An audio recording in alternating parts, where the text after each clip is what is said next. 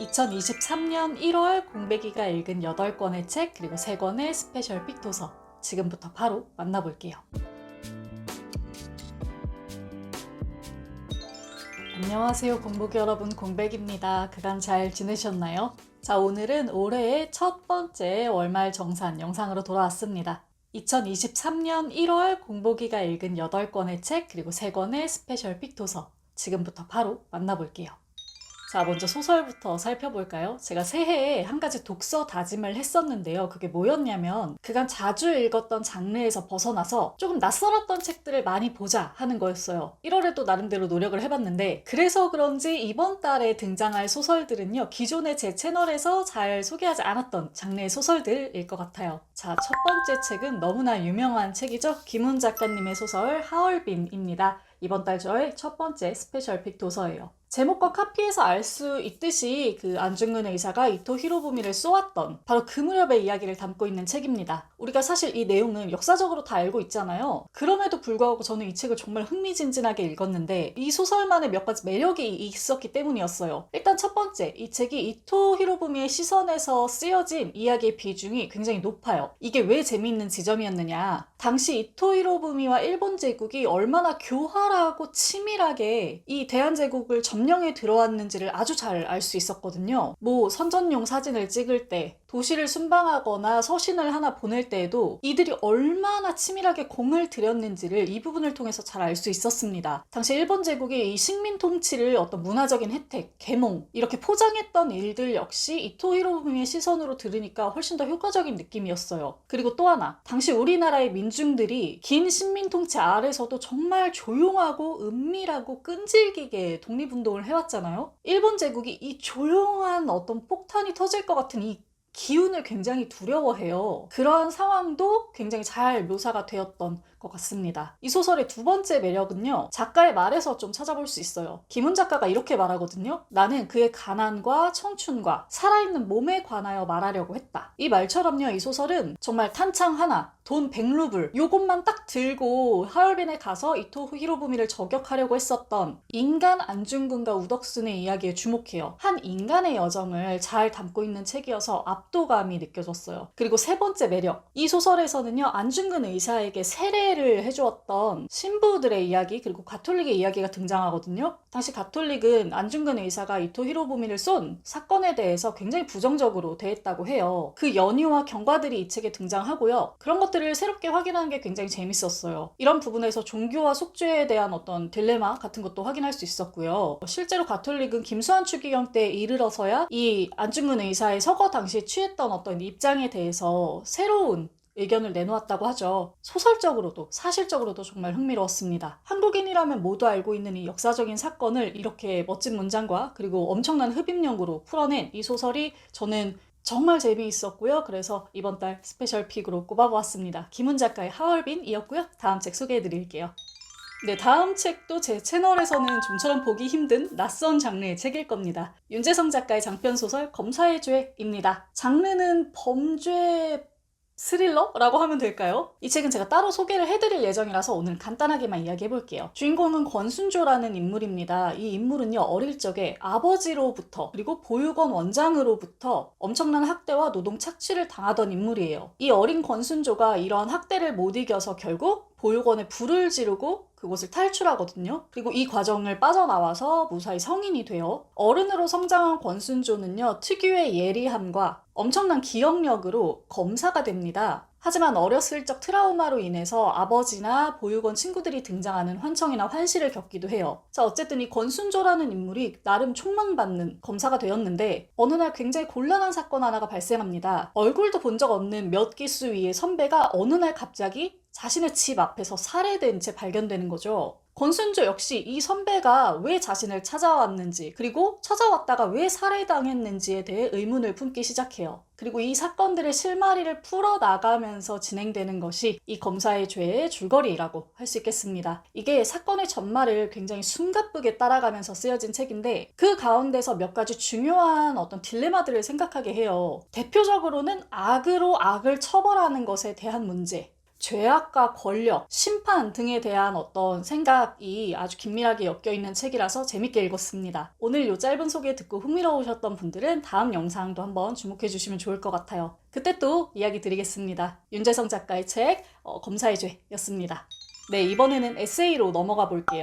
이번 달 저의 두 번째 스페셜픽 도서입니다. 노지암 홍한별 작가님의 우리는 아름답게 어긋나지입니다. 동력에서 나온 맞불 시리즈고요. 제가 이전 영상으로 한번 소개해드린 적이 있었죠. 이 책은요, 외국의 책을 한국어로 번역하고 있는 출판 번역가 두 분이 함께 쓴 책입니다. 개인적으로 저한테는 이 번역의 무게감을 그리고 아름다움을 새롭게 알려준 책이어서 너무 좋았어요. 세상에는 그런 일들이 참 많잖아요. 잘 됐을 때는 눈에 잘 안 띄다가 뭔가 잘못되었을 때에서야 눈에 띄는 그런 거슬리는 일들. 번역도 딱 그런 영역이죠. 그래서 저 역시도 항상 뭔가 이상하고 껄끄러운 번역에만 예민했지 좋은 번역에 대해서는 많이 생각해 본 적이 없거든요. 모르기도 했고요. 번역가들이 이 나라와 저 나라의 말을 다루는 동안 언어를 얼마나 섬세하게 매만지는지, 얼마나 고심하는지 이 책을 통해서 알 수 있었어요. 문장의 길이, 유행어와 비속어의 뉘앙스, 작가의 문체, 사실의 전달 등등 절대 선인 원문을 놓고 고군분투하는 두 번역가의 이야기가 저에게는 너무나 재미있고 소중했던 책이었습니다. 저희 두 번째 스페셜픽 도서 우리는 아름답게 어긋나지였어요. 이 책과 시리즈로 나온 책이 있어서 그 책도 이어서 소개해드릴게요. 바로 이 책입니다. 상처 퍼즐 맞추기이고요. 이현정, 하미나 작가님이 공저했어요. 바로 전에 소개해드렸던 책의 공통 주제가 번역이었다면 이 책의 공통 주제는 우울입니다. 이 책은 개인의 정신건강 문제로서의 우울을 다루기도 하지만요. 그보다는 사회적인 논의의 한가운데서 우울을 더 많이 다루고 있어요. 그렇기 때문에 자연스럽게 한 사회 그리고 여러 세대의 이야기들이 줄을 이루고 있고요. 서로 다른 세대를 살면서 활동했던 우울증 연구자이자 페미니스트인 두 사람이 지금의 세상에서 어떤 절망과 어떤 희망을 보는지, 각자가 경험하고 들었던 우울의 이야기들을 어떻게 다루고 있는지를 알 수 있습니다. 책을 읽는 내내 두 사람의 관계 그리고 대화가 되게 멋지다는 생각을 많이 했던 책이에요. 이 두 책에 대한 더 자세한 이야기는 이전 영상을 참고해 주시길 부탁드리면서 다음 책 소개로 넘어가겠습니다.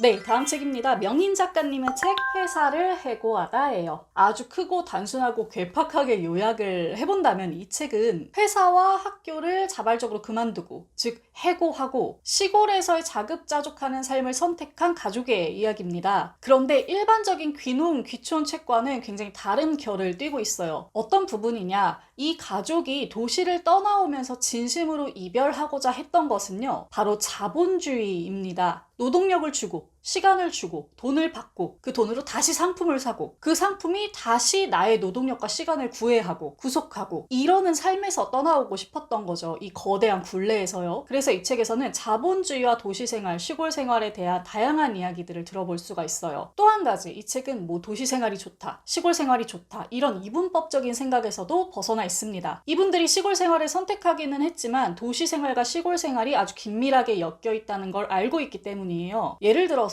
이런 거죠. 뭐 시골 생활이 짱이다. 바보들 왜 시골 안 내려오고 도시에서 저러고 복작대면서 살아. 이렇게 말한다고 해도 도시의 인구가 아주 조금이라도 시골로 옮겨온다면 예전 같은 그런 시골 생활을 영위할 수 있을까요? 또 모든 생산을 외주하고 있는 이 도시 사람들이 과연 시골의 노동력에 빚지지 않고 살아갈 수 있을까요? 도시에 물건을 내보내는 시골의 노동자들도 마찬가지고요. 이 책은 이렇게 지독하게 얽혀있는 양쪽의 관계를 조심스럽게 탐색하며 쓰여진 책이라는 거죠. 명인 가족이 어떤 마음으로 시골에 갔고 어떤 노력들을 통해서 이 자본주의 굴레에서 조금씩 벗어나고 있으며 어떤 한계가 있었는지 아주 즐겁고도 심각한 마음으로 볼 수 있었던 책이었습니다. 각자 도생 능력이 전혀 없음에도 불구하고 요즘 각자 도생이라는 이 구호가 자주 들려오죠. 이런 시기에 한 번쯤 꼭 읽고 생각해 볼 만한 책이었다고 생각해요. 명인 작가님의 회사를 해고하다 였습니다.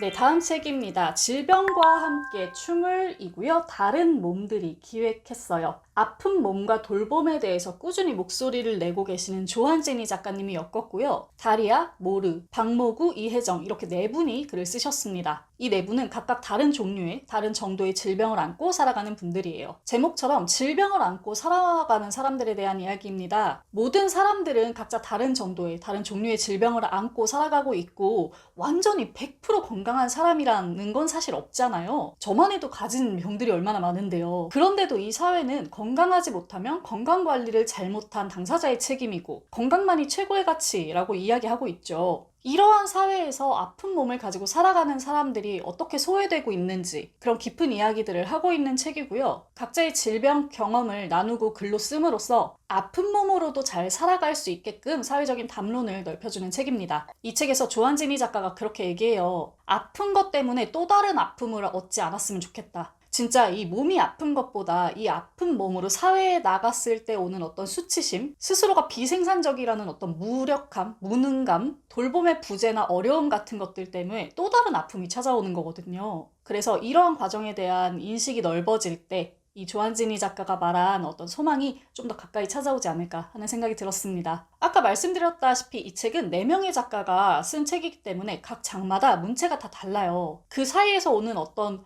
날것의 거칠음 같은 것들이 느껴지는데요. 오히려 그 부분이 이 책의 특이점으로 다가오는 것 같았어요. 모든 연결점이 다 매끄럽고 유려하지 않더라도 괜찮다고 말해주고 있는 것 같았고요. 각자의 경험과 목소리로 자신의 질병을 말하고 그 고백 안에서 서로를 환대하는 아주 따뜻한 책이었습니다. 질병과 함께 춤을 이었어요.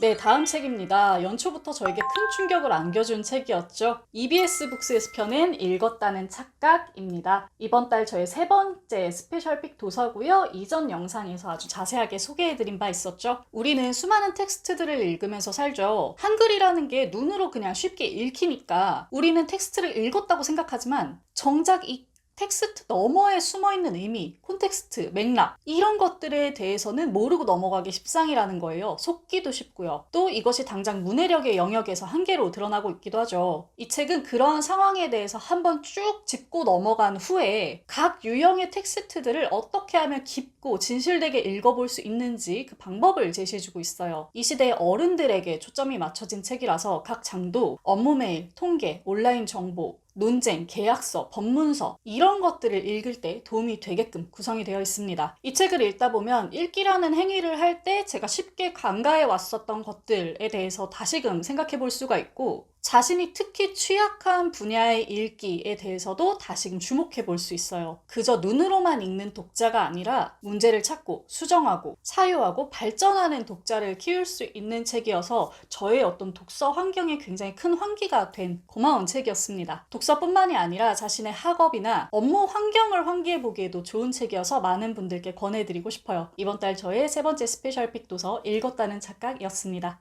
네, 다음 책입니다. 완전 스테디셀러죠. 데일 카네기의 자기관리론입니다. 이 시리즈가 그렇게 유명한데 저는 아직도 이 데일 카네기 선생님의 책을 한 권도 읽어보지 못했거든요. 이번에 처음 읽었네요.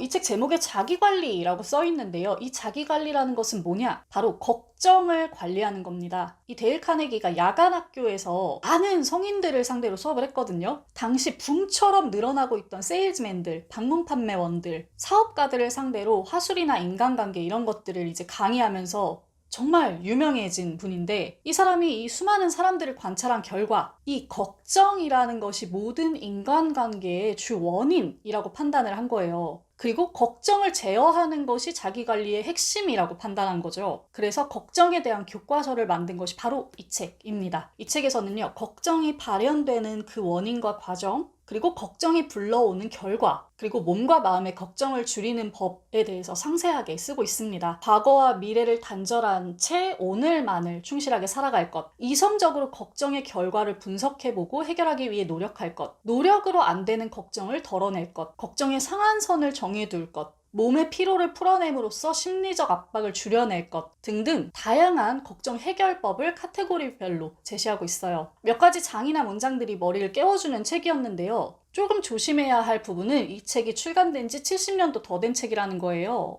오래된 책이니만큼 구시대적인 발언이나 제안은 걸러서 보셔야겠고요. 기독교인인 카네기가 기독교인으로서 쓴 이 종교적인 내용들도 있어서 이 부분은 뭐 자신의 신념이나 의지에 맞게 걸러내서 읽어주시면 좋겠죠. 올해 자기계발 책들을 좀 보고 소개도 많이 해드리자고 마음 먹었는데 그 시작이 된 책이었습니다. 확실히 약간 에너지 드링크 같은 확 불타는 그런 각성이 되어주더라고요. 데일 카네기의 자기관리론이었습니다. 네, 이렇게 2023년 1월 공백이가 읽은 8권의 책 그리고 3권의 스페셜픽 도서를 모두 살펴봤습니다. 어떠셨나요? 우리 공복이들 마음에 독서 의욕을 불지핀 책이 있기를 바라면서 저는 올라가 보도록 하겠습니다. 다음번에 또 재미있는 책 이야기 들고 돌아올게요. 시청해주셔서 감사합니다. 우리 공복 여러분 모두 멋지게 책 읽는 시간 되세요. 공백의 책단장이었습니다. 안녕.